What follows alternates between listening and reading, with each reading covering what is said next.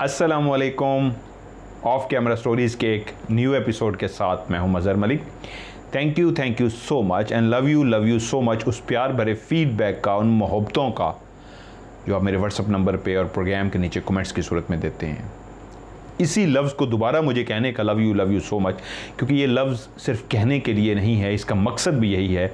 आइए मिल के मोहब्बतों को बांटते हैं, नफ़रतों को ख़त्म करते हैं। मैंने एक जो लास्ट आपको स्टोरी सुनाई है, जो सब ने मुझे नीचे लिखा, प्लीज़ इसको कंटिन्यू करें, इसका पार्ट टू सुनाएं, इसको कंटिन्यू करें, लाजमी इसका अगला हिस्सा सुनाएं। हाफिज़ फ़ारूक नाम के फ़र्ज़ी नाम था जो शख्स ने इसको उन्होंने मुझे आज पार्ट टू जब मैंने आज ही सुना है उनसे, और मैंने साथ साथ लिखा है सारा। उन्होंने कहा मतलब भाई ये जो ट्रैवल हम करते हैं इसको वो लोग डोंकी बोलते थे पहले, लेकिन शायद कुछ पेंडुओं ने इस डोंकी को डंकी बोलना शुरू कर दिया, तो अब इसका नाम डंकी पड़ चुका है। और डंकी से मुराद खोता ही है। डोंकी की बजाय अब ये डंकी बोलते हैं, तो डंकी से मुराद उनका खोता ही है। जिस तरह खोते को चलाया जाता है और खोते को बगैर खिलाए पिलाए उस पर जुल्म और सितम किए जो उससे काम लिए जाते हैं, इस सेंस में उन्होंने इसका नाम डंकी रखा है। तो ये जो आपने मेरा पार्ट 1 सुनाया था और जिसका आज पार्ट 2 मदर भाई आप सुनाने जा रहे हैं, उनको बता दीजिएगा इसका नाम है डंकी। पार्ट 2 मैंने सुनाया वो तो उससे भी ख़तरनाक था, जो पहला सुनाया गया उससे ज़्यादा डेंजरस था जो उन्होंने मुझे सुनाया है। ये किसका मैसेज है? अच्छा जी, उन्हीं की ज़बानी आज मैं आपको पार्ट 2 सुनाने जा रहा हूँ और हेल्प लूँगा। लोकेशन सारी एज़ इट इज़, क्योंकि ख्वाहिश ये होती है एज़ इट इज़ सुनाऊँ, जितनी भी लोकेशन उन्होंने बताई हैं वैसे की वैसी आपको बताऊं। कहानी हमने ख़त्म की थी स्टेडियम पे, जब वो पकड़े गए और तुर्की में एक स्टेडियम था जिसका नाम था आरजू खान स्टेडियम में उनको तकरीबन 10 दिन तक वहीं पे रखा गया।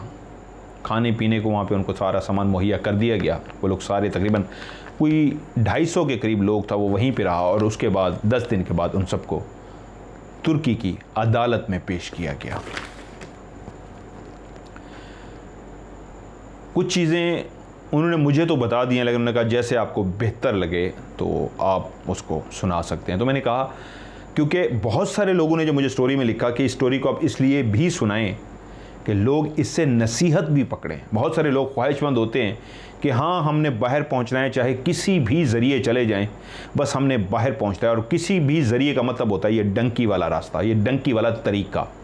तो शायद बहुत सारे लोगों को इससे नसीहत मिलेगी। सो इन दोनों बातों को सामने रखते हुए कि आपका कहना कि इसका पार्ट 2 भी सुनाएं और बहुत सारे लोगों को नसीहत भी मिले, मैं सुना रहा हूँ। जो चीज़ें स्किप करने वाली हैं, निकालने वाली हैं, नहीं सुनाने वाली, मकसद नसीहत है, बुरा ना कोई समझे।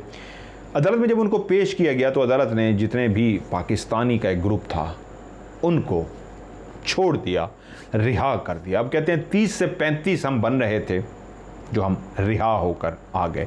रिहा करने के बाद हमें ये तक नहीं कहा गया कि अब हम कहाँ जाएं, क्या करें। जब अदालत ने कहा रिहा कर दें तो उसके बाद वहाँ की पुलिस ने पकड़ के हमें कान से पकड़ के ठुड्डा मारा और कहा निकल जाओ।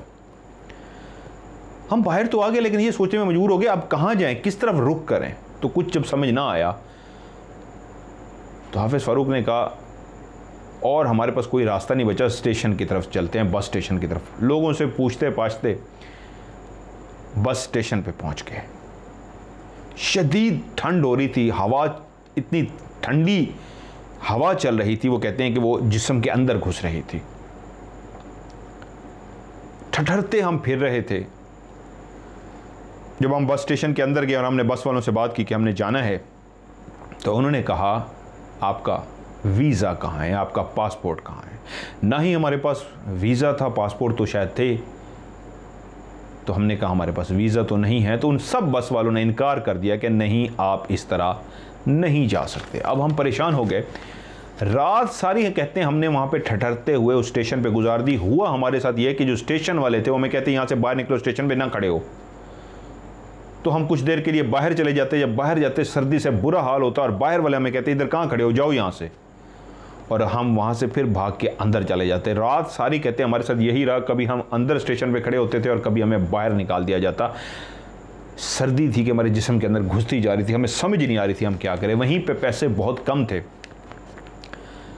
जूस के कुछ डब्बे ख़रीदे हमने सस्ते वाले, और हुबस खाने के लिए वो एक लंबी सी, कहते हैं इतनी लंबी सी एक ब्रेड होती है, सख्त सी बनी हुई ब्रेड, वो हमने ब्रेड ली, उसको तोड़ा, उसको उस जूस के डब्बे में सारे लोग बैठ गए, दो शायद हमारे पास मतलब टोलियाँ बना के बैठते थे, 6-6 7-7 लड़के, तो उन जूस के डब्बों में वो हुबस डबो के हमने खाए, अपनी सर्दी से बचने के लिए कि ज़िंदा रह सके। रात सारी हमने ठठरते गुजार दी। सुबह फ़ारूक के जहन में एक दोस्त का नाम आया कि वो भी यहीं कहीं होता है, अगर उससे मैं रब्ता करूं और शायद उससे रब्ता हो जाए तो ज़िंदगी जो इस वक्त बेआसरा हमें ला के खड़ा कर दिया ज़िंदगी में, समझ नहीं आ रही आगे जाएं पीछे जाएं तो क्या करें।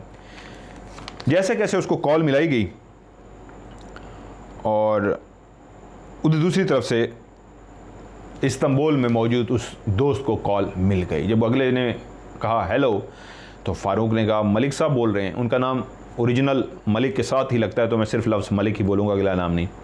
जी उन्होंने कहा बोल रहा हूँ। तो उसने कहा शुक्र अल्हम्दुलिल्लाह यार, मैं फ़लाँ बोल रहा हूँ। उन्होंने कहा ओए तुम कैसे एक दूसरे को पहचान लिया। यहाँ तक एक उम्मीद की किरण नज़र आई कि हाँ अब कुछ हो सकता है। मलिक ने कहा क्या मसला। उसने कहा ऐसे ऐसे स्टेशन पर फंसे खड़े हैं, हमें बचा लो। उसने कहा मसला नहीं है, रुको तुम वहीं पे। उसने अपने एक बंदे को रवाना किया, उस बंदे ने वहीं इस्तांबुल से बैठ के वहीं पे किसी बंदे से रब्ता किया स्टेशन पे और उनके साथ मामला तय किए। फ़ी बंदा जहाँ पे 100 लगना चाहिए था वहाँ पे 1000 पे डन हुआ। और वहीं पे एक शख्स ने आके आवाज़ दी और जब हाफिज़ फ़ारूक पुकारा गया वो आगे बढ़ा। उसने कहा जी, उसने कहा जितने भी लोग भी हैं, कितने आप लोग हैं। उन्होंने कहा जी हम टोटल इतने। उसने कहा सारे बस पे सवार हो जाएं। बस पे सवार किया और वो लेके उनको इस्तांबुल पहुंची। ये सफ़र तकरीबन बस का जो सफ़र था 24 घंटे बाद ये बस इस्तांबुल पहुंची। आगे ही वो बंदा जिनके इस्तकबाल के लिए खड़ा था उसको बता दिया गया था ये बस का नंबर है। उन्होंने सबको रिसीव किया। रिसीव करते ही भूख से बुरा हाल था इन लोगों का। उसने इनको बिठा के सबसे पहले खाना खिलाया। खाना खिलाने के बाद वो इनको लेके मलिक के पास पहुंचा। मलिक ने सबका वेलकम किया और स्पेशली फ़ारूक का उससे बड़ी अच्छी तरीके गले मिला। और फ़ारूक का कहना यह है कि मलिक भी पाकिस्तान से भागा हुआ एक शख्स था। उसकी डिटेल बताना ज़रूरी नहीं है, लेकिन वो इस्तांबुल में एक उन लोगों के लिए मसीहा और फरिश्ता बन गया था।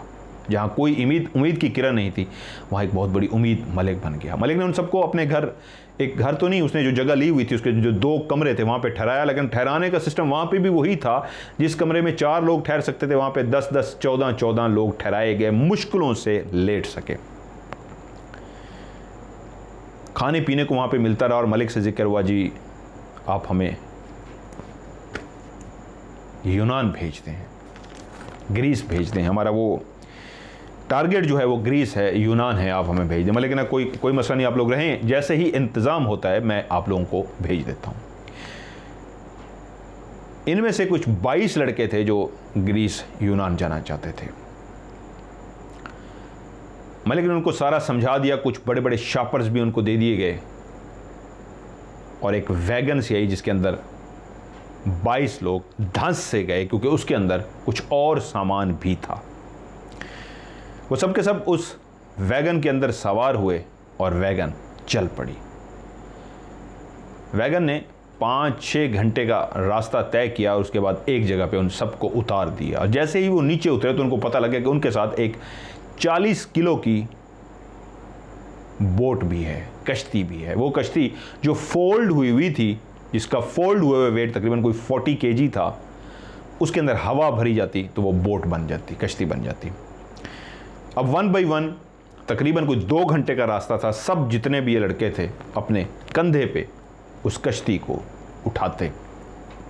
हर बंदे के पास अपना बैग तो था, लेकिन बैग के साथ साथ हर बंदे की ड्यूटी थी जब तक सफ़र ख़त्म नहीं होता 1 by 1 सारे उस कश्ती को उठाते हैं। बहुत ही वज़नी 40 किलो वज़न उठाना और चलना बहुत मुश्किल काम है। चलते रहे। ये भी एक दुश्वार गुजार रास्ता था। तकरीबन 1.5 से 2 घंटे उनको लगे और वो एक ऐसी जगह पे पहुँचे जहाँ पे आगे एक बहुत बड़ी नहर थी। ये बेसिकली नहर नहीं थी, ये बॉर्डर था जिसको क्रॉस करते ही दूसरे बॉर्डर में, दूसरे मुल्क में दाखिल हो जाते। उस शख्स ने उनसे कहा जितने भी आपके बैग हैं कंधों से उतार के अपने गोद में रख लें ताकि बैग का कोई क्लिप या कोई चीज़ बोर्ड को टच ना हो जाए, वरना उसकी अगर हवा निकल गई तो एक लंबी यह नहर है, हम डूब भी सकते हैं। वो जो डंकर था वो उसको उन्होंने लफ्ज़ ये बोला है कि डंकर वो जो लेके जाने वाला था उसको डंकर बोलते थे। एक डंकर था, उसने उस कश्ती के अंदर बैठ के पहले हवा भरी, जब उसके अंदर हवा भर दी गई तो 6 लड़कों को सवार करके वो नहर की दूसरी तरफ उतार के फिर खाली वापस आ जाता, फिर 6 लड़कों को उस कश्ती में सवार करता और दूसरी तरफ उतार के आ जाता। इसी तरीके जब सारे लड़के 22 का ग्रुप दूसरी तरफ उतर गया, उसके बाद उसने उस बोट के अंदर से हवा निकाल दी। अब उन्होंने 2 घंटे पहले सफ़र तय किया हुआ था, उसके बाद सिर्फ बोट की उनको रेस्ट मिली कि नहर के जो एक अबूर करना था उस वक्त सिर्फ उनको बैठने के लिए इतना सिर्फ टाइम मिला। और जब नहर अबूर हो गई तो उसके बाद जंगल शुरू हो गया थोड़े ही फासले पे, और उसने उनको जंगल के अंदर पैदल चलाना शुरू कर दिया। ये भी एक खौफनाक सा जंगल था क्योंकि आज बारिश भी हल्की हल्की हो रही थी, लेकिन इस जंगल के अंदर भी वो कहते हैं ज़्यादा नहीं लेकिन हमें 1 से 2 डेड बॉडी नज़र आई जो बहुत ही पुरानी थी। उनके ढांचे पड़े हुए थे, जिस्म पे कोई गोश्त नहीं था, लेकिन उन ढांचों को देख के क्लियर पता लगता था कभी ये इंसान थे जो इस वक्त ढांचों में बदल चुके हैं। वो कहते हैं जब हम जंगल में चलते चलते चलते रात सारी हम चलते रहे, यहाँ तक कि सुबह हो गई।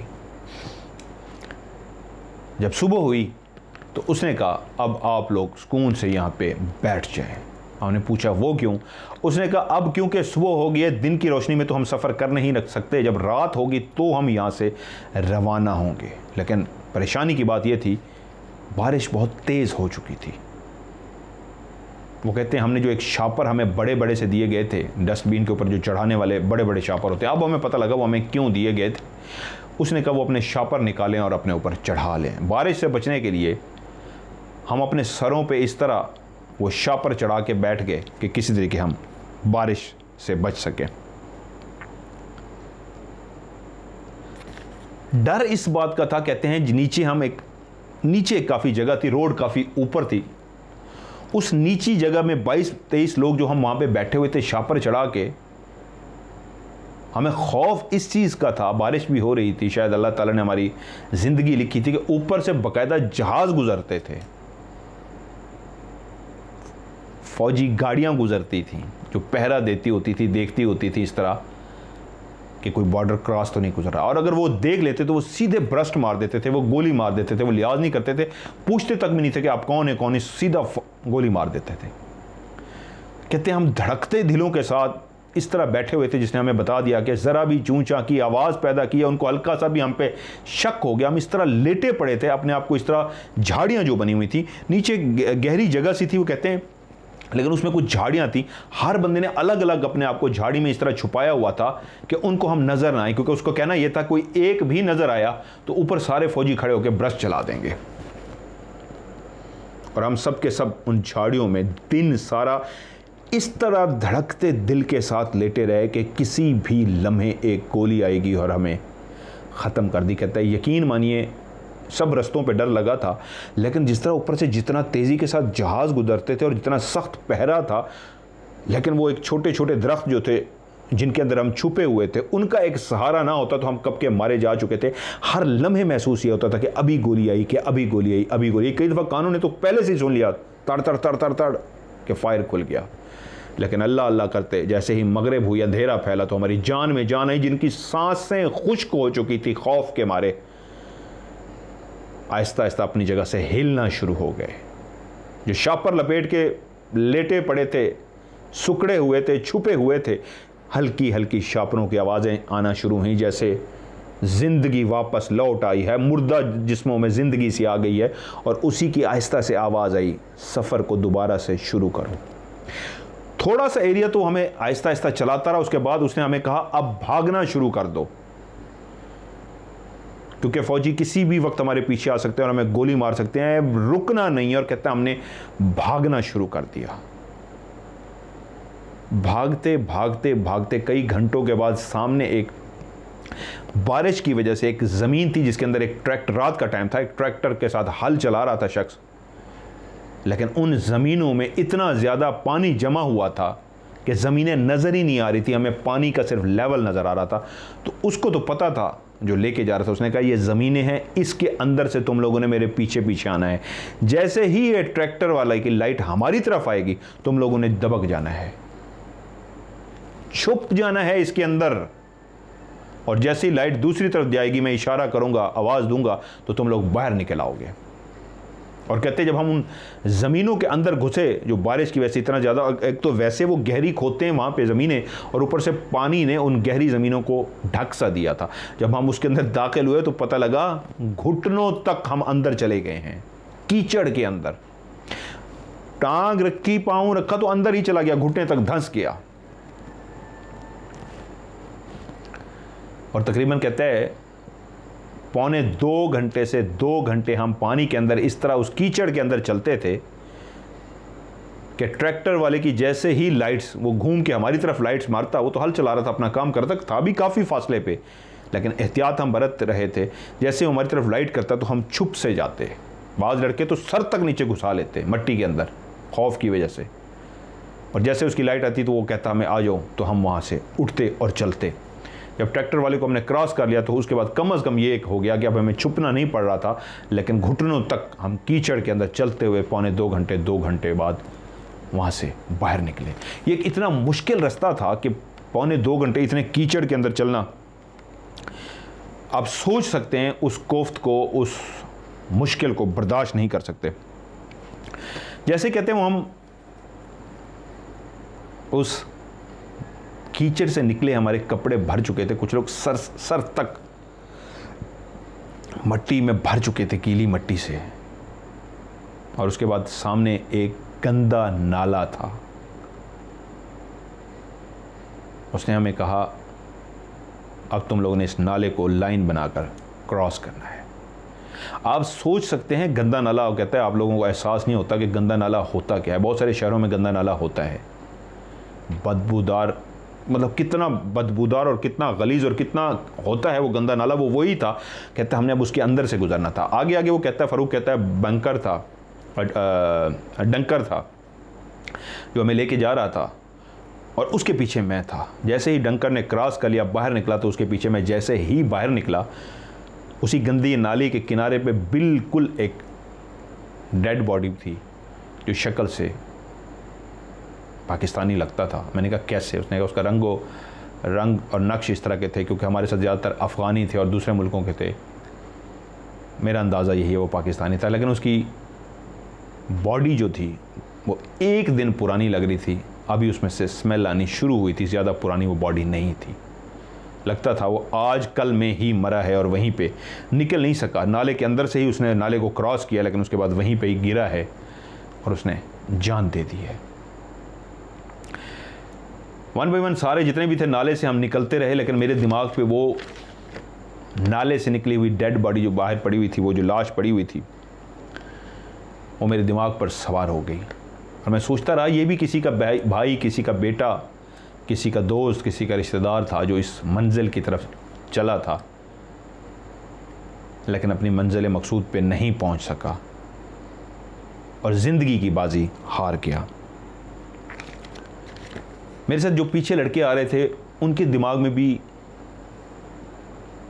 क्योंकि जिन लोगों को रिहा किया गया था तुर्की की अदालत से और बेरियलबाल में स्टेशन पहुँचे और स्टेशन के बाद मलिक तक पहुँचे थे, तो ये ग्रुप चेंज हो गया था।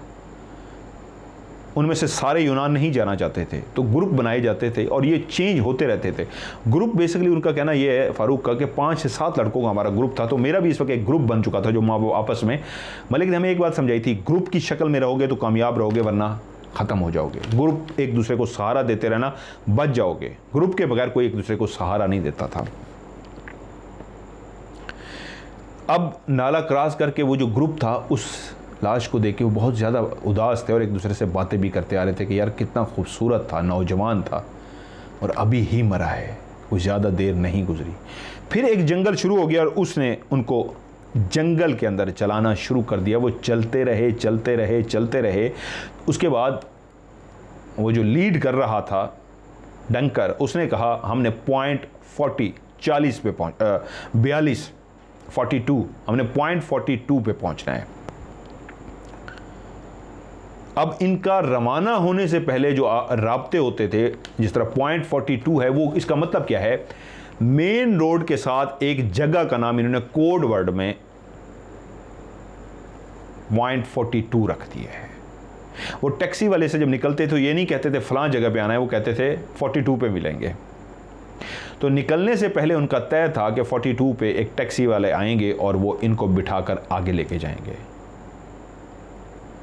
जब ये पॉइंट 42 पे पहुंचे तो इनको 2 दिन गुजर चुके थे, और ये लेट इसलिए ज़्यादा हो गए थे, काफ़ी ज़्यादा, कि रास्ते में शदीद बारिश हो रही थी और जिन जगहों से वो गुजरे थे तो गुजरना काफ़ी मुश्किल था। और जब उस जगह पे पहुंचे और उस डंकर ने, गाइड ने जब अपना मोबाइल निकाला तो पता लगा बैटरी ख़त्म हो चुकी है। यहाँ तक कि जब जितने भी बाकी लड़कों के पास भी मोबाइल थे, वो 2 दिन से चल रहे थे, उनकी भी बैटरियाँ ऑफ हो चुकी थी। अब किसी के पास भी मोबाइल नहीं था जो ऑन हो, क्योंकि अब पॉइंट 42 पे पहुंच के आपने मेन रोड पे नहीं खड़े होना। मेन रोड से नीचे जो खाई है, नीचे वाली जगह है, वहाँ पे छुपे रहना है, और वहीं से छुपे हुए टैक्सी वाले को आपने कॉल मिलानी है, कोड बताना है हम वहाँ पे हैं। और वहाँ पे क्योंकि मेन रोड पे भी कैमरे लगे हैं तो टैक्सी वाला आके गाड़ी रोकेगा नहीं आपके इंतज़ार में, वो बिल्कुल स्लो कर लेगा, रुक नहीं सकता, कैमरे का फ्लैश ना पड़ जाए। और वो इस तरह आएगा कि डिक्की भी खोल देगा गाड़ी की और एक साइड के 2 गेट भी खोल देगा, और इंतहाई स्लो आएगा और आपके साथ राब्ते में होगा। आप बिल्कुल अलर्ट खड़े होंगे, जैसे ही वो आपके करीब आएगा तो कहेगा भागो, तो आपने भाग के जंपे मार मार के टैक्सी के अंदर बैठना है और उसकी डिग्गी में भी सवार हो जाना, नहीं तो कैमरा रिकॉर्ड कर लेगा। लेकिन अब बैटरी हो तो उसको कॉल करें, क्योंकि बैटरियां तो बंद हो चुकी हैं। अब क्या करें, किसी के जहन में कुछ भी नहीं आ रहा। वो कहता है मदर साहब आप यकीन नहीं करेंगे, हम 3 दिन वहाँ पे मुसलसल भूखे प्यासे, जो 2 दिन का सफ़र करके आ रहे थे, वो 3 दिन उस पॉइंट 42 पे बैठे रहे, क्योंकि हमारे पास हल नहीं था। आगे जिसको बुलाना था उससे राब्ता होता मोबाइल पे तो हम कुछ कर सकते थे। और 3 दिन के बाद हमारी हालत ये हो गई थी कि या तो कोई हमें गिरफ्तार कर ले या हमें गोली मार दे, हमारा कुछ कर दे, नहीं तो हम एक शदीद हैवान से बन चुके थे। भूख प्यास से हमारा इतना बुरा हाल था, एक ही 3 दिन और 3 रातें सड़क के एक तरफ पड़े। और 3 दिन के बाद हम खुद से निकल के बाहर आ गए। हमने कहा कोई हमें गिरफ्तार कर ले। हम चीखे मार रहे थे, इधर उधर देख रहे थे, गाड़ियाँ गुजरती थी उनकी इशारा करते थे हमें नीचे ही गाड़ी के दे दो, हमें मार दो, कुछ नहीं। तो उस डंकर ने कहा और कोई हल नहीं है, उस साइड पे पुलिस चौकी है, फिर वहीं चले जाते हैं। और हम सब भागे, मतलब भाग हिम्मत तो नहीं थी कि जितनी तेज़ चल सकते थे कि पुलिस चौकी तक जाएं, शायद वो पानी पिला दें हमें। जब हम पुलिस चौकी के इतना करीब रह गए कि बिल्कुल सामने ही पुलिस चौकी आ गई, तो उस वक्त डंकर साहब ने कहा मुझे याद आ गया, मैंने एक जगह पे एक फ़ोन दबाया था, रुको मैं एक फ़ोन लेके आता हूँ, मुझे अब याद आया है। तो मैंने उनसे सवाल पूछा, यार वो पागल था, 3 दिन आप बैठे रहे, उसको याद नहीं कहा? उसने कहा सर ये भी तो अयाश लोग होते हैं, पी पू के बैठे होते हैं, टुन होते हैं, इनको खुद भी नहीं पता होता, आप ये कोई नॉर्मल बंदा ये काम करेगा? मैं क्या समझ गया।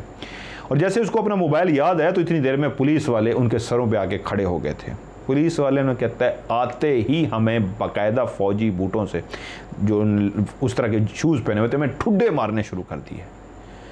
कहाँ मार रहे थे वो ये नहीं देख रहे थे, सर में, कमर पे, जहाँ जहाँ उसका ठुड्डा पड़ता था उन्होंने मारा मारा मारा मारा मारा, सही ठुड्डे मारे। जब मार मार के थक गए, उसके बाद हमें उस तरह जिस तरह भेड़ बकरियां होते हैं उनको डंडे हाथों में जितने भी पकड़े हुए थे, सारे स्टेशन से निकले थे, 6-7 बंदे थे, डंडों की भेड़ बकरियों की तरह हमें डंडे मारते। और एक पुलिस, एक वो वैन थी जिसमें कैदियों को, प्रिजनर को लेके जाते हैं, उसके गेट खोला और सबको ठौंसना शुरू कर दिया उसके अंदर, और मारते जाते और अंदर धक्का देते जाते। कैदियों की उस गाड़ी में हमें डाला और उसके बाद वो गाड़ी हमें लेके रवाना हो गई। तकरीबन कोई आधे घंटे के बाद वो एक ऐसी जगह पे हमें लेके पहुंची जिसको उन्होंने सब जेल बनाया हुआ था। वो एक बड़ा सा हॉल तो नहीं कह सकते, हॉल तो ऊंचा होता है, इसकी छत बहुत नीची थी, लेकिन लंबाई में ऐसा ही था जैसे हॉल होता है, बहुत बड़ा हॉल। उसके बिल्कुल सेंटर में 2 वॉशरूम, टॉयलेट बनाए हुए थे। एक साइड पे ख़वातीन रखा हुआ था और दूसरी साइड पे मर्दों को रखा हुआ था। कहते जब उसके गेट खोल के उन्होंने फिर हमें ठुड्डे और डंडे मारते हुए धक्का दिया उस जेल के अंदर, तो 2 दिन का सफ़र और 3 दिन के भूखे प्यासे 5 दिनों के बाद हमारी क्या हालत होगी, कहते हैं आप सोच नहीं सकते। जो इसलिए बाहर निकले थे कि कोई गाड़ी के नीचे ही दे दे, इसलिए बाहर निकले थे। भूख से इतना बुरा हाल था कि कोई गोली ही मार दे, कोई गिरफ्तार ही कर ले। तो बाथरूम के अंदर भागे हम पानी पीने के लिए। कहते सर जब हमने दरवाज़ा खोला, यकीन माने उसके अंदर इतनी गलाजत थी जो हम इतने अरसे से 5 दिन से, एक अरसा ही कहे ना उसको, जिन्होंने 5 दिन 3 दिन भूखे प्यासे गुजारे हैं, वो उनके लिए तो साल हो गए ना। तो बाथरूम के अंदर घुस के भी इतनी हिम्मत नहीं थी कि हम पानी पी सके। इतना गलाजत थी उन बाथरूम के अंदर कि हम पानी से प्यासे होकर भी बाहर निकल आए, उल्टियाँ आनी शुरू हो गई हमें। तो मैंने कहा फिर क्या किया? कहते सर उस जेल में जितने भी बंदे बैठे हुए थे हमने उन पर हमला कर दिया। मैं कहा क्या मतलब? कहता सर उनके पास जो कुछ खाने पीने का था हम इस तरह टूट पड़े उनके अंदर, इस तरह टूट पड़े। वो ग्रुप्स में नहीं थे क्योंकि हम 5-5 7-7 का ग्रुप बने हुए थे, इसलिए वो शायद खौफजदा हो गए। वो अलग अलग थे, वो ग्रुप नहीं पकड़े हुए थे, वो अलग अलग पकड़े हुए थे। तो जैसे ही हमने हमला किया तो वो ज़रा खौफजदा हो गए, और जब वो खौफजदा हुए तो हमने उनके पास खाने पीने का जितना भी सामान था वो सारा इस तरह उनके ऊपर, असल में हमारी पोजीशन ये थी या मर जाओ या मार दो, क्योंकि और हमारे पास हल नहीं था। उन्होंने शुरू में मज़ाहमत की, हमसे लड़ने की कोशिश की, लेकिन हमारा हमला इतना खौफनाक था, वो डर गए। ये तो मार देंगे, ये मरने के लिए, लड़ने के लिए नहीं आए, ये मरने मारने पे उतरे हुए हैं। तो उन्होंने मज़ाहमत नहीं की कि क्या चाहते हो। हमने कहा खाना, फूड पकड़ी, और हमने जल्दी से खाना और पानी की बोतलें पीनी शुरू कर दी। हमें पता था हम मर जाएंगे। हमारी ये हालत थी कि कहते हैं हमारे ऊपर अगर कोई जानवर भी छोड़ दिया जाता, शेर या कुछ, और हमें पता होता कि उसकी कमर के पीछे खाना बंधा हुआ है, तो हम उसको लड़ पड़ते कि या तू खा जा या हम ये खाना लेंगे। हमारी इतनी बुरी हालत थी कि खौफ नहीं रहा था हमारे अंदर। अगर मैं उस वक्त कोई वहाँ का फौजी आके मैं गोली भी मार देता, हम कहते हैं मार दो लेकिन खाना दो, पानी दो, प्यास से बुरी हालत है। 5 दिन हो गए थे, और जब हमने खाना खा लिया तो वहीं पर लम्हे पड़ गए। हमें लगा कोई जान में जान आ गई है। सारा दिन हम उस जेल में कैद रहे। रात को फौजी आ गए। वहाँ के आते ही एक बहुत बड़ी बख्तर बंद गाड़ी थी, लोहे की थी, जिसमें से कोई एक रोशनी का एक सुराख तक नहीं था कि हमें रोशनी सी आ जाती, अंधेरा घुप सा था। उन्होंने भी आते ही हमें ठुड्डे मारे, डंडे मारे, सही हमारी धुलाई की, मारते मारते, शदीद मारते। किसी का सर फट गया, किसी के कहाँ चोट लगी वो देख नहीं रहते। वो उन फौजी बूटों के साथ हमें मार रहे थे। मार मार मार मार के उन्होंने हमें पकड़ पकड़ के बख्तरबंद में डालना शुरू कर दिया। हमारे साथ खवातीन को भी डाल रहे थे। सब जेल में तो हम अलग अलग थे, लेकिन अब खवातीन और मर्द इकट्ठे थे। जब हम उस बख्तरबंद में इस तरह भर दिए गए कि हम हिल नहीं सकते थे, मूव करते यूं करवट ले लेते या यूं यूं हो जाते, इस तरह अंदर भर दिया गया कि हम हिल नहीं पाते थे। तो वहां पे पता लगा कि मर्द और औरतें इकट्ठे बंद कर दी गई हैं। सांस हमें नहीं आ रही थी, घुप अंधेरा था, हम एक दूसरे को देख तक नहीं सकते थे। लेकिन औरतों की चीखों से हमें लगा कि औरतें भी हमारे साथ बंद हो गई हैं। उन्होंने हमें क्या किया, सीधा वो बख्तरबंद हमें लेके पहुंची उस नहर जिस पे हमने कश्ती के किनारे उस नहर को अबूर किया था। नीचे उतारते ही सबसे पहले उन्होंने फिर से हमारी एक दफ़ा ठुकाई की। सही जिस तरह कहते हैं गुस्सा होता है, लम्हे डाल के उन्होंने हमें मारा मारा मारा मारा, मार मार जब थक गए, उसके बाद उन्होंने हमें बोट के ज़रिए दूसरी तरफ लेके गए और सबको उठा के फेंक दिया और कहा खबरदार अब दोबारा ना आना। जितने के जितने हम लोग थे, औरतें मर्द, सबको उठा के उन्होंने नहर की दूसरी तरफ फेंक दिया। अब हमें चोटें लगी हुई थीं, हम नहर की दूसरी तरफ गिर चुके थे। उठे, सब ने अपने आप को संभाला, और फारूक कहता है मैं भी उनमें से उठ के खड़ा हुआ। क्या करें, कहाँ पे जाएं? बस एक बात समझ आई थी, या तो जिस्म को यहीं फेंक दो, मर जाए यहाँ पे, या फिर कहीं चलो, किसी तरफ रुख करो। इस जिस्म के अंदर जो रूह है, जो सांस है, इसको निकलने ना दो, इसको चलने दो, ये चलती रहे। अगर ये रुक गई या निकल गई रूह इसमें से, तो फिर गए। और हमने एक तरफ चलना शुरू कर दिया। वो कहते हैं सर हम 4-5 घंटे चलते चलते, पैदल चलते चलते चलते एप्सला पहुँच गए, एक शहर। नाम शायद मैं कभी पढ़े नहीं, उन्होंने जो मुझे बताए हैं मैं शायद सही ना बता सकूं। एप्सला शहर में पहुंच गए, और उसके बाद हमने फ़ैसला किया अब हमें किशन की तरफ जाना चाहिए। पता लगा किशन 50 किलोमीटर के फासले पे है। वो 2 घंटों का पैदल सफ़र और 4-5 घंटों का वो जो वैगन के अंदर सफ़र था, जो नहर के किनारे तक पहुंचे थे, इन्होंने पैदल तय किया था। और उसके बाद अब इन्होंने किशन जाना था, और किशन 50 किलोमीटर के फासले पे था। और जब फिर हमने पैदल चलना शुरू किया रोड के साथ साथ, हम इस उम्मीद में थे कि कोई गिरफ्तारी कर ले, लेकिन किसी ने गिरफ्तार नहीं किया। सुबह 6 बजे चले थे और अगले दिन 3 बजे हम पैदल वहाँ पे पहुँचे थे। आप सोच नहीं सकते, 50 किलोमीटर का फासला जो पहले ही 5-7 घंटे पैदल चल के आए हैं, तो मज़ीद 50 किलोमीटर जिन्होंने पैदल चला अप्सला से किशन, उनकी क्या हालत होगी। ये सिर्फ एक कहानी में तो आप सिर्फ एक लाइन में सुना देंगे, ये उनको पता है जिनके पाँव, जिनका जिस्म, जिनका दिमाग, जिनका दिल किस पोजीशन में थे। ये अब लोग कहते हैं ना बीमारियां, शुगर है, ब्लड प्रेशर है। उन्होंने कहा क्या आपको पता कि जिस वक्त आप चल रहे हैं, खाना पीना कुछ नसीब नहीं है और कुछ भी नहीं खा रहे और आप चले जा रहे हैं, बीमारियां क्या होती हैं। उस लम्हे तो ये सिर्फ दिमाग में होता है कि जिंदा रहना है, चलते रहे तो जिंदगी है, रुक गए तो एक और सफ़र शुरू हो जाएगा, जिसको कहते हैं सफ़र आखरत, मरने के बाद का सफ़र। 2 ही रास्ते थे, ज़िंदगी का सफ़र या मौत का सफ़र। बस हम इस कश्मकश में थे कि ज़िंदगी के सफ़र को चला ले, अभी हम मौत के सफ़र पे नहीं जाना चाहते थे। तो इसी उम्मीद पे कि अभी मौत के सफ़र पे नहीं जाना, चलते चलते चलते किशन तक पहुँच ही गए। गिर गए वहाँ पे जाके, होश नहीं था। और कुछ अगर किसी के पास पैसे या कुछ बच गया था तो वही नंबर डायल किया गया मलिक का, मलिक साहब हमें बचा लें। और मलिक साहब की मोहब्बत, उन्होंने कहा वहीं पे रुकें, मैं बंदोबस्त कर देता हूँ। और सारा अता पता उनको बता दिया गया। उसी तरीके अपने उन्होंने किसी एजेंट से बात की, उसने वहीं के बस वालों से किसी से बात की, पैसों का लेन देन उसने सारा डन कर दिया। और उसके बाद आवाज़ दी गई और ये लोग बस पे बैठे और बस इनको वापस उसी मलिक के घर तक पहुँच गए। मतलब स्टॉप करते करते जिस तरह इस्तांबुल पहुँचे, वहाँ से बाकी उनको रिसीव कर दिया गया और करते करते मलिक के वहाँ तक पहुँच गए। अब इनके साथ एक ऐसा शख्स भी था इस पूरे ट्रिप में, वो कहते हैं हम 5-7 लड़कों का जो ग्रुप था, वो स्किन कैंसर था उसको, उसके चेहरे पे और बाजू पे दूर से नज़र ही आ जाता था कि इसको कोई बीमारी है।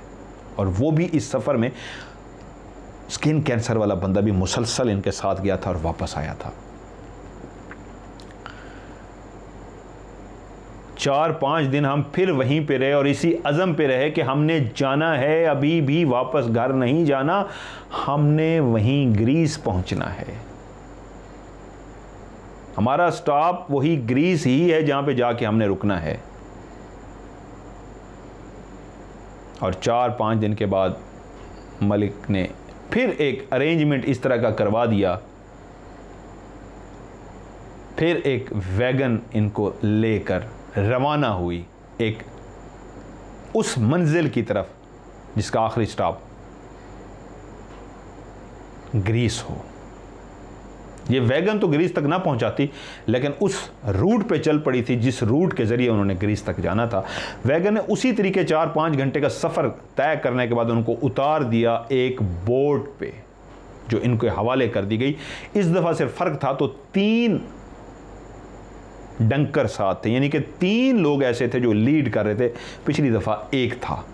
और आज रूट भी थोड़ा सा चेंज कर दिया था। पिछली दफ़ा जिस जगह पे वो उतरे थे तो पैदल इनको 2 घंटे, पौने 2 घंटे चलना पड़ा था। आज वैगन से उतरने के बाद 4 से 5 घंटे इनको चलना पड़ा।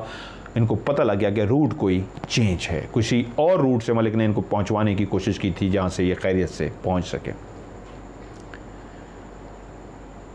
जैसे ही वो वैगन से उतरे, वही बोट उनको फिर कंधों पे उठानी पड़ी। 40 केजी की बोट 1 बाई 1 सारे उठाते रहे। चलते चलते 4 से 5 घंटे में कहते हैं हमारी हालत ख़राब हो गई, लेकिन हम उस नहर के किनारे पहुंच गए जो इस दफ़ा इतनी लबालब भरी हुई थी। इस दफ़ा बारिशों की वजह से उसका पानी बाहर तक आ गया था। और जैसे ही हम उस नहर के किनारे पहुंचे बोट के अंदर हवा भरी जाने लगी तो उनमें से 2 लोग जो नहर के बिल्कुल करीब ही खड़े थे, पानी नहर के बाहर भी घुटनों घुटनों तक आया हुआ था, वो एकदम से स्लिप हुए हमारी आंखों के सामने, वो नहर के अंदर जा गिरे। वो नहर गहरी भी थी और पानी इतना तेज़ था, बारिश की वजह से उसका बहाव इतना तेज़ था कि हमारी आंखों ने उन दोनों को न सिर्फ डुबकियां लगाते हुए देखा बल्कि वहीं पे डूबते हुए भी देखा। ज़िंदगी की बाजी अपनी आंखों के सामने हारते हुए भी देखा। उससे पहले तो इस काफ़िले में, इस रास्ते पे जितने लोगों को भी देखा जो बैठ जाते या लेट जाते, वो तो यूं हाथ भी हिला देते, नहीं तो आंखों से खुदा हाफिज ही कर देते थे। उनको देख के ही पता लग जाता था कि ये रास्ते पे चल पड़े हैं। रास्ते पे, किस रास्ते पे चल पड़े हैं? जो मौत का रास्ता है। आज हम इनको छोड़ के तो आगे बढ़ते जा रहे हैं। ये जो यहाँ पे बैठ गए हैं, ये अब ज़िंदगी की बाजी 1-2 दिन में हार देंगे। लेकिन आज आंखों ने जो मंजर देखा था, ज़िंदगी की बाजी 1-2 दिन में किसी ने नहीं हारी थी। उसी लम्हे 2 शख्स हार रहे थे ज़िंदगी की बाजी और पानी जीत गया और वो ज़िंदगी की बाजी हार के पानी के अंदर चले गए। लेकिन हर शख्स को अपनी ज़िंदगी बचानी थी। अभी मौत की तरफ हर शख्स नहीं जाना चाहता था। वो 2 तो चले गए थे,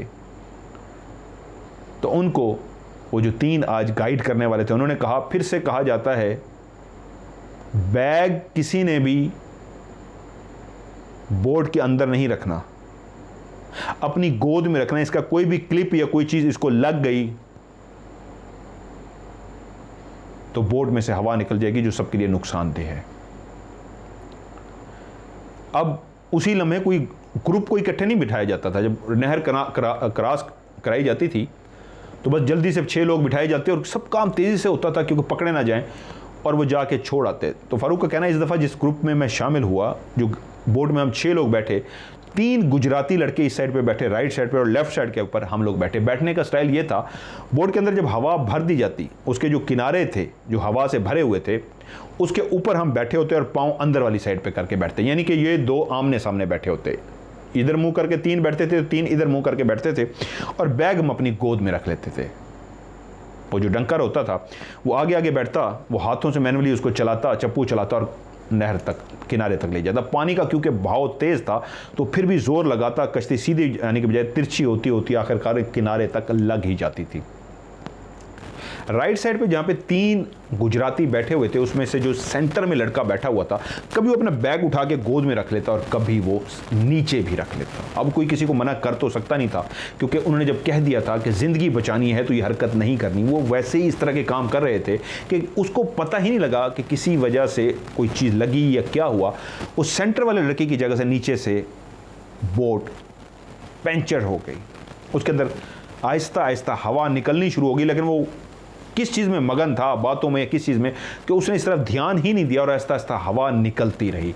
लेकिन कश्ती ही जैसे तकरीबन 5-6 गज़ के फासले पे नहर का और उसका मतलब करीब ही आ गई थी, सामने नहर आ गई थी, थोड़ा सा ही फासला रह गया था कि वहीं पे ही उस साइड के एकदम जो आहिस्ता आहिस्ता हवा निकल रही थी, आहिस्ता आहिस्ता वहाँ पे एकदम से इस तरह हवा निकली कि वो हिस्सा ठुश ही हो गया। और जैसे ही ठुश हुआ, वो लड़का जो उसके ऊपर बैठा हुआ था उसका भी बैलेंस ख़राब हुआ और कश्ती के उसी पूरे हिस्से ने इस तरह झटका मारा, इतनी ज़ोर से वज़न था उसके ऊपर कि वो जो 3 गुजराती उसके ऊपर बैठे हुए थे, कमर जिनकी पानी की तरफ थी, जैसे ही पहला जो सेंटर में बैठा हुआ था उसको झटका लगा, उसके झटके की वजह से आगे पीछे बैठे हुए दोनों लड़कों को भी झटका लगा। और वो इतना अचानक था कि उसका एकदम ऐसे कंप्रेस सा होना, ठुस सा होना और बोर्ड का झटका लगना कि वो तीनों के तीनों पानी के अंदर जा गिरे। और ये इतना सब कुछ अचानक हुआ कि पूरी कश्ती की इस तरह हिल गई कि अभी ये डूब जाएगी। जो इस साइड पे तीनों बैठे थे, जिसमें फारूक भी था, उन्होंने किस तरीके जकड़ ही लिया कश्ती को, इस तरह पकड़ लिया तेज़ी के साथ कि हम कहीं गिर ना जाएं, क्योंकि पूरी कश्ती अभी उल्टी नहीं थी। और वो जो आगे चप्पू चला रहा था उसने तेज़, वो तो एक्सपर्ट होते हैं, उनको पता होता है इस तरह का हादसा हो सकता है, उन्होंने देखे होते हैं इस तरह के हादसे, उनकी तो रूटीन थी। उसने तेज़ चप्पू इस तरह चलाए कि कश्ती को किनारे तक तो पहुँचा दिया। लेकिन वो तीनों जो गिरे थे, जब बाकी 3 और चौथा वो जो चप्पू चला रहा था अपनी जो जान बचाने में लग गए थे, जब वो किनारे पे लगे तो उनकी आंखें फिर 3 लोगों को जिंदगी की बाजी हारते हुए देख रही थी, क्योंकि अब उन तीनों का भी कहीं नामो निशान नहीं था। वो भी उनकी आंखों के सामने जिंदगी की बाजी हार चुके थे। और ये सब कुछ इतना अचानक हुआ था, जिस तरह वो दो स्लिप हुए थे शुरू में नहर के उस किनारे, अब नहर 3 और जिंदगियों को खा चुकी थी। और सब 5 लोगों को इस तरह मरते हुए देख के, बाकी ये जो 3 बच्चे थे, वो तो एक्सपर्ट था जो उनका लेके आने वाला था, बाकी ये जो 3 लड़के थे बहुत घबराए हुए थे, डरे हुए थे। और बाकी भी, ये कश्ती दोबारा गई, ऑलमोस्ट बंदे वहाँ पे पहुँच चुके, ये लास्ट ट्रिप था। और जब ये भी उतर गए, बाकी बाहर ही खड़े हुए थे, तो उसके बाद उन्होंने इस कश्ती की भी हवा निकाली और उसको वहीं पे छोड़ दिया। वो कहते थे कश्ती ये जो लेके आते थे अपने साथ, इसको फिर वापस नहीं लेके जाते थे, इसकी हवा निकाल के इसको पानी के अंदर इस तरह फेंक दिया जाता था कि ये पानी के अंदर डूब जाए। वो नई हर दफ़ा कश्ती का इस्तेमाल करते थे। अब जब वो बाहर निकले तो पता लगा कि सैलाब आया हुआ है, फ्लड का पानी ही पानी है। अब उनको वो जो 3 इनके लेके जाने वाले थे, उन्होंने कहा कि आप लोग हाथों की चेन बना लें, जंजीर बना लें, यानी एक अगले वाले का हाथ पकड़ ले और अपना ये हाथ पीछे इस तरह करके पीछे वाले का हाथ पकड़ ले, हाथों की इस तरह चेन बनाते हुए आगे चलें ताकि फ्लड के अंदर बह ना जाएं। वो जो इनको लेके जाने वाला था यकीनन फ्लड के अंदर भी रास्तों से वाकिफ़ था, वो आगे आगे बढ़ रहा था और ये हाथों की चेन बना के ये सारे चल रहे थे। फारूक कहता है मैं जैसे ही आगे आया, हम भी आगे बढ़ रहे थे, घुटनों घुटनों तक हमारा पानी था, कहीं कहीं पे गहरा भी आ जाता था, लेकिन ज़्यादातर पानी घुटनों तक और कमर तक हमारे आता था, इससे गहरा ज़्यादा नहीं होता था। आगे बढ़ते हुए कहता है मेरी टांगों के बीच में आके कोई भारी सी चीज़ लगी, तो मैं एकदम से मैंने झटका मारा और मेरे पीछे वाले लड़के ने भी झटका मारा। मैंने उसकी तरफ देखा, उसने मेरी तरफ देखा, तो हम नीचे देखना शुरू हो गए। वो डर गए थे, या खुदाए कोई मगरमच्छ है, या क्या बला है इतनी बड़ी चीज़ जिसने आगे टांगों में लगी थी। और हाथों को हमने मजबूती से पकड़ा हुआ था, अगर हमने एक दूसरे के हाथ ना पकड़े होते तो यकीनन फारूक कहता है मैं उस वक्त बह चुका होता। वो चीज़ जितनी तेज़ी से आगे मुझे लगी थी मैं बह गया होता। लेकिन जब मुझे झटका लगा तो मुझे आगे वाले हाथ ने थामे रखा और मैंने जो पीछे हाथ पकड़ा हुआ था मैंने भी उसको थामे रखा, झटका उसको भी लग गया था। गौर करने पे पता लगा ये जो चीज़ हमसे आके टकराई है कुछ और नहीं, इंसानी जान है जो ज़िंदगी की बाजी हार चुकी है। किसी इंसान की लाश है जो इस वक्त बहती हुई एक मुझे और एक पीछे वाले को आके टकराई है उसके साथ, जो ज़िंदगी की बाजी हारी हुई है, जिसमें खाकी है जो रूह के बगैर तैरता फिर रहा है, जिसकी कोई सिमत नहीं, जिसको कोई दफनाने वाला नहीं, जिसके अपनों को प्यारों को पता भी नहीं कि उसका प्यारा कहाँ है, और उसका इस वक्त प्यारा लाश बन के हमसे टकरा रहा था। जो हम जंजीर हाथों की बना के चल रहे थे, हमने अपने बीच में से इस तरह रास्ता बनाया कि उसको गुजरने का रास्ता दिया उस लाश को, और हम उसके लिए कर भी कुछ नहीं सकते थे सिवाय इसके कि दिल से एक आह से निकली और एक दुआ से निकली, या अल्लाह ये तेरे हवाले, इस पे रहम फरमाना। पता नहीं किस मुसीबत से, किस परेशानी से ये भी घबरा के निकला था और ज़िंदगी की बाजी हार गया।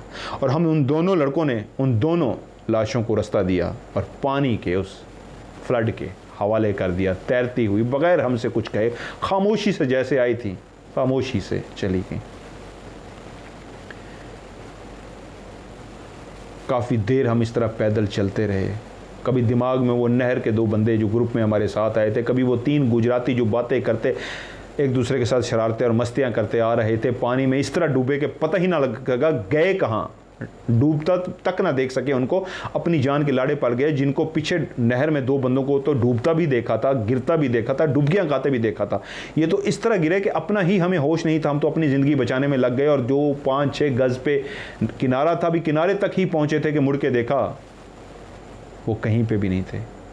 लेकिन अब तो ऐसे आके टकराए थे जिनको तो डूबता भी नहीं देखा था। चलते चलते चलते उसी वक्त वहाँ की फ़ौज को हमारा पता लग गया कि हम वहाँ पे मौजूद हैं। कोई लेज़र लाइट थी, उसके ज़रिए उनको पता लग गया। तो हमारे जो 3 थे उन तीनों ने हमें कहा अब तीनों ने भागना है, 3 पार्टियाँ बना लें। ये आपका गाइड है। डंकर जो 3 थे ना इस दफ़ा, तो एक एक ने ग्रुप बना लिया और कहा भागो इसके साथ और ज़िंदगी बचाओ। हम 3 ग्रुपों में बट गए और हमने भागना शुरू कर दिया। जहाँ हमारा बंकर आगे डंकर हमारा भागता था, हम उसके पीछे भागते रहे, भागते भागते भागते उस पानी के अंदर भागते भागते भागते हम एक खुश्की वाली जगह पे पहुंच गए। और उसके बाद उसने हमें कहा कि वो सामने भाग के और छुप के ऊपर वो पुलिस स्टेशन है, उसके बिल्कुल नीचे कोई 2 मंजिला बिल्डिंग थी अजीब सी, नीचे खाई सी थी, उस खाई के नीचे एक पुराना सा कोई ट्यूबवेल था जो ट्यूबवेल नुमा लगता था, कंफर्म नहीं वो ट्यूबवेल था क्या, वो फटा अजीब सा कमरा था। तो हमें भगाते भगाते छुपाते छुपाते उसके अंदर ले गया और जाके हम सारे उसके अंदर छुप गए, जिनकी हालतें बहुत ही अजीब थीं। और 1 घंटे के बाद एक और पार्टी भी, क्योंकि 3 पार्टियां बनी थी, वो पार्टी भी भागते भागते वहां तक पहुंच गई। तो उसने आके कहा जो तीसरी पार्टी थी उसको पुलिस ने पकड़ लिया है, हम बच गए हैं।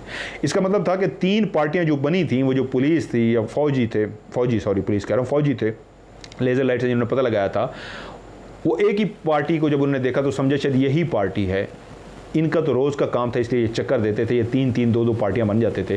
तो वो उनके पीछे भागते रहे और ये दोनों पार्टियां बच गई। जब यहाँ से बच गई, काफ़ी देर इंतज़ार किया, वो नहीं आ सका, कन्फर्म हो गए। तो उसके बाद कहते हैं एक बड़ा सा जंगला था जिसके ऊपर से हमें उन्होंने छलांगें मरवाईं और इस तरह छुप छुप के कि पुलिस की चौकी हमें देख ना ले। जब हमने छलांगे मार के उतर गए नीचे और आगे चलने लगे तो वहीं पे उन्होंने कुत्ते छोड़े हुए थे जिसका हमें अंदाज़ा बिल्कुल नहीं था, और कुत्तों को देखते ही उस बंदे ने पहली छलांग मारी, दोनों ने जो ग्रुप लेके चल रहे थे, और कहा ज़िंदगी बचाओ नहीं तो कुत्ते तुम्हें चीर फाड़ डालेंगे। और हम जो पहले ही थके अजीब सी बुरी हालत में इस तरह के सफ़र में थे कि मरते हुए देख के और अपनी हिम्मत को जवाब दे गई थी हमारी, हम कुत्तों के डर से इस तरह भागे कि शायद हम ज़िंदगी में नहीं भागे, क्योंकि 3 से 4 जो लड़के उसमें से वो कुत्तों का शिकार हो गए थे और कुत्ते उनको इस तरह पड़ गए थे कि हमारी आंखों ने, जो 2 लड़कों ने, जब हम आगे पहुंच गए उन्होंने देख के बताया कि हाँ मैंने उसको देख लिया था, कुत्तों ने उनको चीर फाड़ दिया था। वो ट्रेंड किए हुए कुत्ते थे कि अगर ये कोई जंगले क्रॉस करने की कोशिश करें, बॉर्डर था एक तरह का, उनको चीर फाड़ डालते थे। पुलिस चौकी के ऊपर से उन्होंने छोड़े हुए थे और वो कहते हैं हमारी आंखों ने देखा 3-4 लड़कों को कुत्तों ने चीर फाड़ कर वहीं पे मार दिया था। और ये भागते भागते अब जो पॉइंट था 80 जिस पे इन्होंने पहुंचना था, ये भागते भागते अपने पॉइंट 80 तक पहुंच गए और शुक्र अदा किया कि खैरियत से पहुंच गए, अब टैक्सी आ जाएगी। और जैसे ही टैक्सी को कॉल करने के लिए फ़ोन निकाला गया तो पहले से मुखबरी हो चुकी थी और वहाँ की मकामी पुलिस हमारा जो इंतज़ार कर रही थी, छुपी हुई थी, आते ही उसने हमें घेर लिया और हम सब फिर वहाँ पे गिरफ्तार हो गए। उसी तरह हमें ठुड्डे मारे गए, उसी तरह हमें डंडों से मारा गया, पीटा गया, उसी तरह हमें एक कैदियों को लेके जाने वाली वैन के अंदर भरा गया और फिर हमें एक सब जेल के अंदर मुंतकिल कर दिया गया। वो करते ही ऐसे थे, जहाँ से भी पकड़ते थे उनको सब जेल के अंदर लेके जाते थे। एक सारा दिन उनको सब जेल के अंदर रखा जाता था, रात को फौजियों के ही हवाले किया जाता और फौजी आते बख्तरबंद लेके आते और उसी तरीके बख्तरबंद में सबको भेड़ बकरियों की तरह ठुड्डे मारते हुए, डंडों से मारते हुए अंदर बंद कर देते और जाके नहर के दूसरे किनारे छोड़ आते। इस दफ़ा भी यही हुआ, सारा दिन हम जेल में कैद रहे, उसी सब जेल में। रात को फौजी आए, बख्तरबंद गाड़ियों में हमें डाला और नहर पे ले गए, कश्तियों के ज़रिए हमें नहर के दूसरी तरफ पहले मारा जाता था, पीटा जाता था, खूब दुर्गत बनाई जाती थी और उसके बाद कश्तियों में बिठा के उधर फेंक दिया जाता था। मारा गया, पीटा गया और उसके बाद कश्तियों में उठा के जब हमें फेंक दिया गया तो फिर से हम खड़े हुए। इस दफ़ा भी कुछ औरतें हमारे साथ थीं। अब ये क्योंकि दूसरी दफ़ा था, फ़ारूक कहता है मुझे पता था अब किस सिमत जाना है, इसलिए अब वक्त ज़ाय किए बगैर उस सिमत चल पड़े। लेकिन इस दफ़ा अप्सला में जब हम पहुँचे तो वहाँ पे फ़ौजियों ने हमें रोक लिया। रोकते ही पहला काम जो इस दफ़ा उन्होंने किया, जिसके भी कपड़े कोई अच्छे थे या जिसके कोई बूट अच्छे थे और बैगों की तलाशी लेके, मोबाइल था या पैसे थे या कुछ भी था, फ़ौजियों ने हमारे बूट तक उतार लिए, कपड़े भी उतरवा लिए, किसी किसी के बहुत गंदे थे तो छोड़ लिए, वरना कपड़े तक उतरवा लिए। अंडरवेयर में हम लोग थे, पैसे ले लिए, बैग ले लिए, मतलब बैग में से जो सामान था, इस तरह के कपड़े अच्छे पहने उतरवा लिए, बैग में अच्छे कपड़े निकाल लिए, मोबाइल किसी के पास था या किसी के पास पैसे थे, खाने पीने का था, सब ले लिया।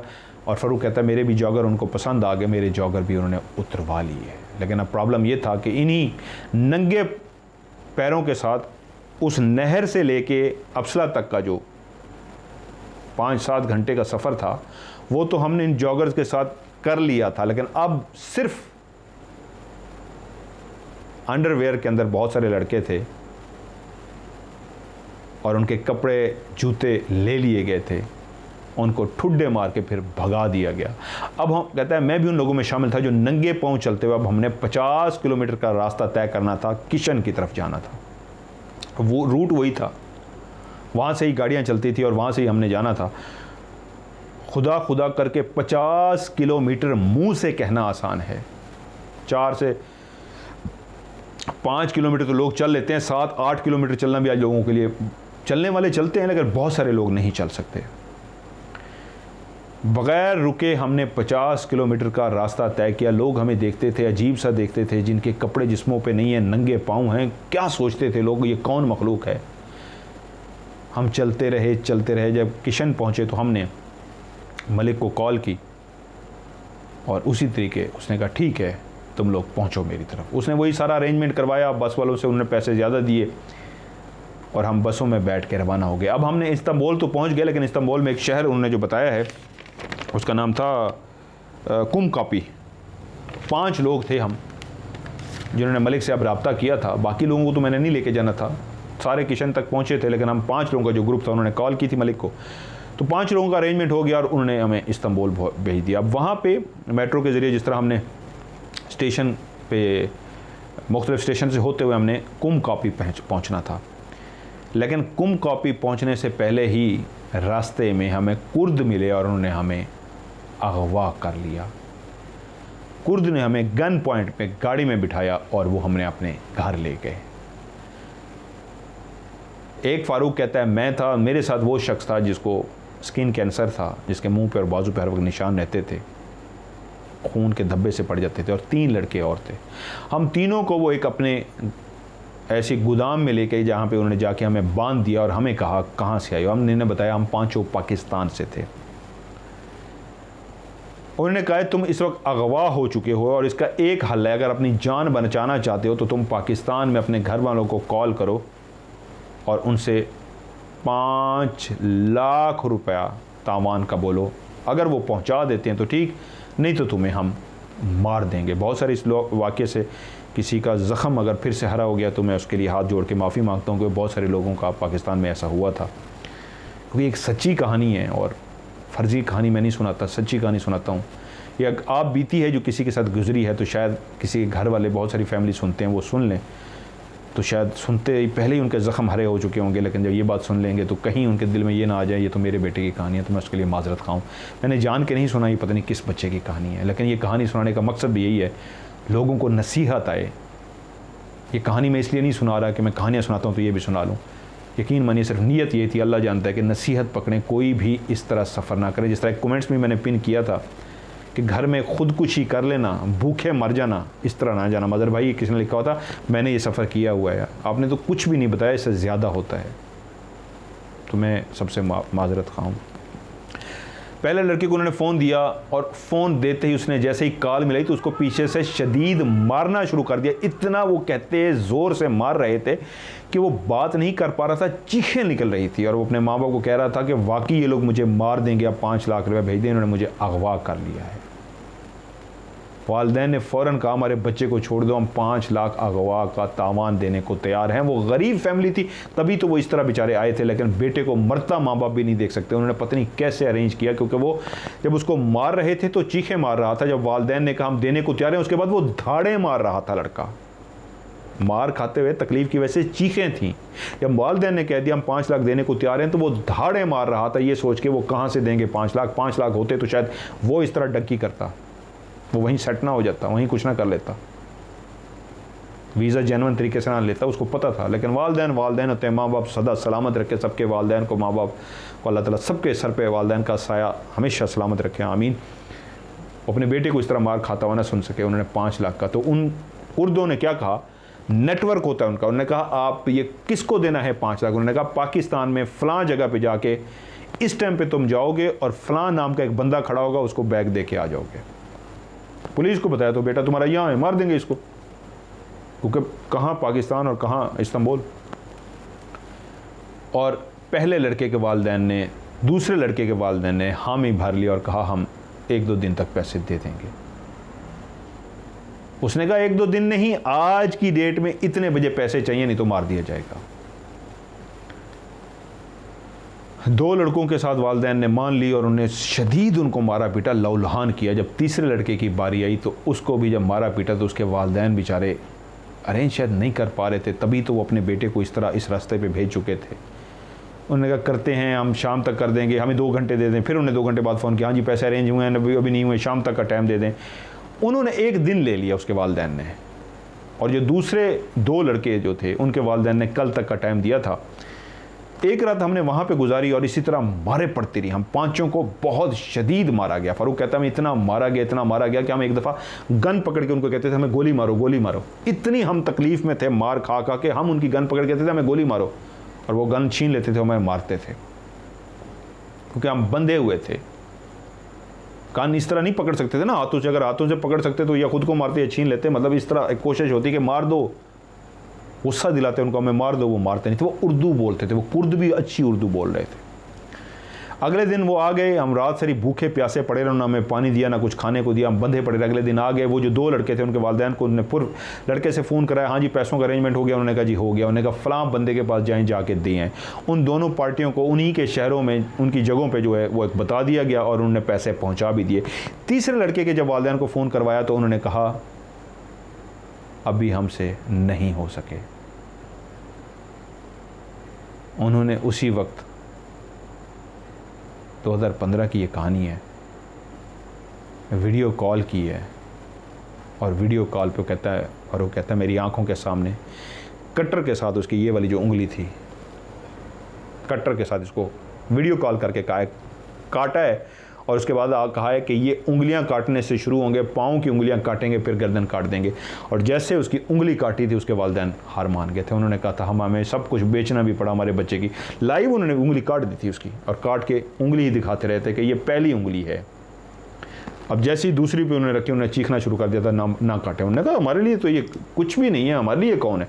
और वो अगर 1 सेकंड और भी देर करते वो दूसरी भी काट लेते, तीसरी काट, ऐसे काटते जाते, बारी बारी से सारी काटते जाते। और जो पहली उन्होंने काटी थी, काट के दूसरी फौरी काटने लगे थे, तो काट के एक ने सिर्फ यूँ दिखाई थी, कटते हुए भी मंजर वो लाइव देख रहे थे। उसके वालिदैन भी मान हो गए थे कहाँ पहुँचाने, हम जैसे करते हैं आपको पहुँचा देते हैं। और उसके बाद फ़ारूक की बारी आई। फ़ारूक को कहा हाँ तुम किससे बात करवाओगे। उसने कहा जी मेरे माँ बाप तो गए हैं मर। कहते मैंने झूठ बोला, मेरे माँ बाप नहीं है, मैं बहुत ही गरीब सा बंदा हूँ, मेरा कोई भी नहीं है, मेरा एक सिर्फ है जिसने मुझे भेजा है यहाँ तक, वो मलिक साहब हैं और मैं किसी को नहीं जानता। उसने कहा ठीक है मलिक से बात कराओ। तो कहता है फ़ोन मिलाया, फ़ोन मिला के उनको मैंने दे दिया, मलिक से बात की। जब उन्होंने मलिक से बात की और मलिक ने कहा हाँ जी मैं मलिक फ़लाँ बोल रहा हूँ, तो वो अपनी ही ज़बान में उसको कोई लफ्ज़ भी मुझे बता रहे थे, वो बोला। उसने कहा अच्छा भाई बोल रहे हैं, अच्छा भाई कैसे हैं, ये है वो है। 3 लोगों से वो पैसे ले चुके थे, इन दोनों से अभी तक उन्होंने नहीं लिए थे। इकट्ठे सबकी बात नहीं करवा रहे थे, पहले लेते जा रहे थे, बात करवा रहे थे। और जब मलिक से इनकी बात हुई, उन्होंने कहा भाई अच्छा आपके बंदे कोई मसला नहीं भाई, हम छोड़ देते हैं। और 3 से वो पैसे वसूल कर चुके थे फ़ारूक से, और वो जो उसको भी मारा तो शदीद था, लेकिन अभी उससे फ़ोन नहीं करवाया था, उसकी हालत ख़राब हो गई थी। वो बताया ना वो एक कैंसर का मरीज़ था, और उसको ज़्यादा मारा भी नहीं था क्योंकि उसकी हालत ख़राब होती थी। जहाँ मारते थे उसकी तो वैसे स्किन का प्रॉब्लम था। उसके बाद उन्होंने उनको 15 लाख रुपया उन 3 लड़कों से मंगवा के इन दोनों को कहा ठीक है मलिक तुम हो, जाओ तुम। अब 5 के 5 को उन्होंने रिहा कर दिया था, और जिस जगह से अगवा किया था उसी जगह पे छोड़ दिया और कहा जाओ।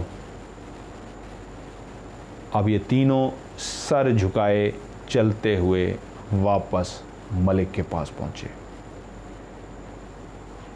और उसी कमरे में जाके जो 7 बाई 7 फुट का कमरा था, जिसमें पहले भी ये 4-5 दिन 2 दफ़ा गुजार चुके थे, ज़ख्मों से भरे हुए, खून इनके जिस्मों से बहता हुआ, शदीद उन्होंने इनको मारा था। फौजियों ने तो बूटों से मारा था, मुंह पे, सर पे, कमर पे, बैक पे, लेकिन इन्होंने बहुत ज़ालमाना तरीके से मारा था, क्योंकि वो इनके घर वालों को यकीन कराना चाहते थे कि जितने ये चीखेंगे, जितने ये तड़पेंगे, उतनी जल्दी हमें पैसे मिल जाएंगे। ये हल्का फुल्का चीखेंगे तो शायद पैसों में वो देर कर दें। उन्होंने पकड़ा ही इस अंदाज में था कि फौरी पैसे लेने थे, वरना इनको मार डालते, इनके किसी काम के नहीं थे ये। अब वो दोबारा मलिक के पास पहुंच चुके थे। मुझे उन्होंने इस पूरी कहानी की तस्वीरें भी भेजी हैं, वीडियो भी भेजी है, और तस्वीरें उन सारे साथियों की हैं।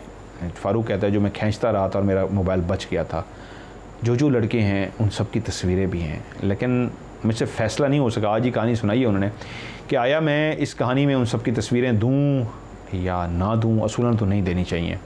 पता नहीं कोई वापस आ गया, कोई मर गया बेचारा, अल्लाह को प्यारा हो गया, कोई वाकई कहीं पहुंच भी गया, किसी जगह पे सेटल भी होगा आज। और वीडियो जो है स्टेडियम की जो है जहाँ पे उनको रखा गया था, वो वीडियो भी है। और उन्होंने कहा कि ये आपने 2 मेरी कहानियाँ सुनी हैं, मैंने तो 9 डंकियाँ लगाई हैं। मैं सुन के परेशान हो गया। मैं स्टोरी में भी थोड़ा सा हंसा इस वक्त भी। हंसी इसलिए आई कि मैं हंस रहा हूँ, खुश हो रहा हूँ। हंसी इस बात की कि यार ज़िंदगी ये भी करती है इंसान के साथ।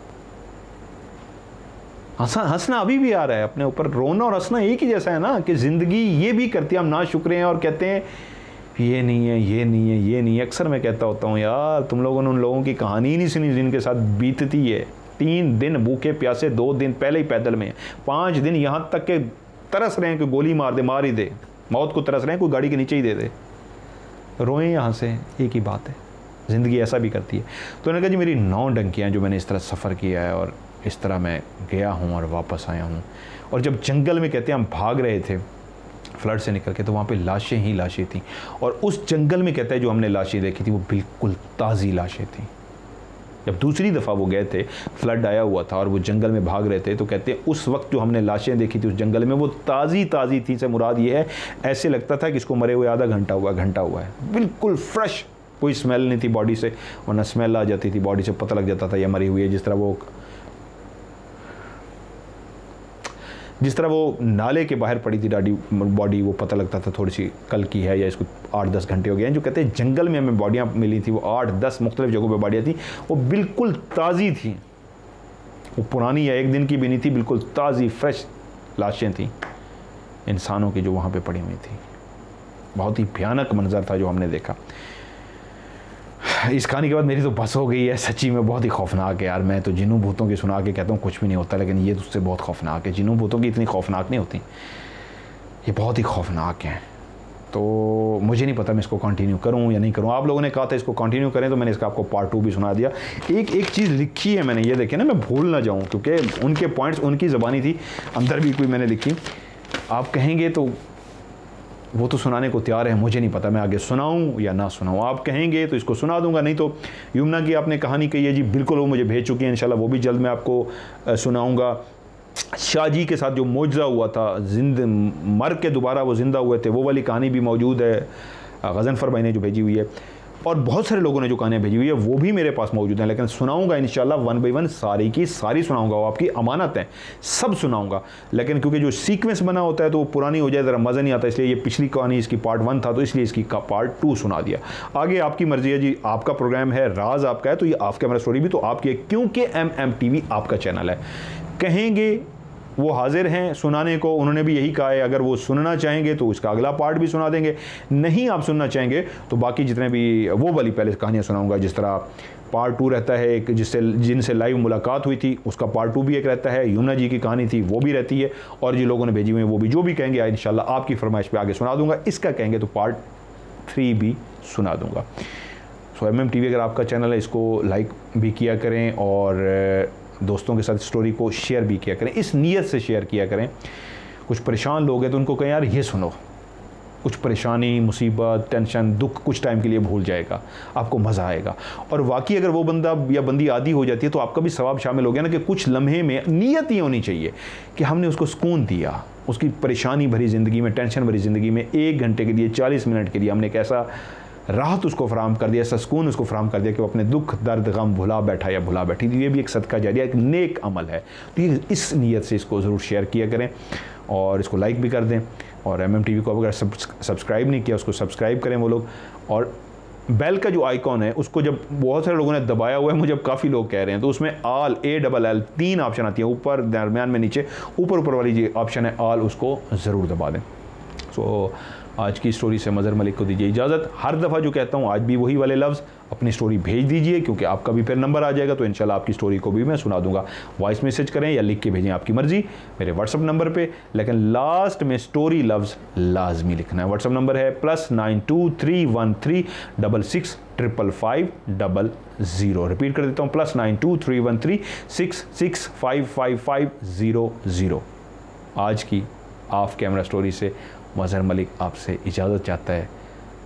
स्टोरी के बाद तो सिर्फ यही दिल से दुआ निकली है, आप सबको अल्लाह ताला अपने हिफ्ज़ व अमान में रखे। ये इस दफ़ा इसलिए ये लफ्ज़ हमेशा बोलता हूँ, ये हिफ्ज़ व अमान में ये लोग ये जिस तरह गए थे ना, अगर ये भी खुदा की हिफ्ज़ व अमान में होते तो ऐसे रस्तों पे ना होते।